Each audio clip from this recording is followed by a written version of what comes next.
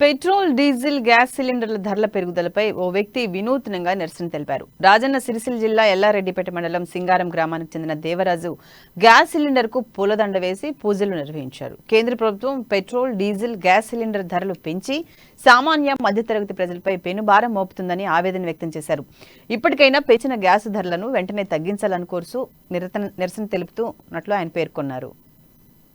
BJP नट्टेड मुंचिंदाय नमः सारू मोड़ी नमः गरीबों संपक मोड़ी नमः बीजेपी हटाओ नमः भारत की बचाओ नमः ओम श्री मद्रमारमण गोविंदो हरे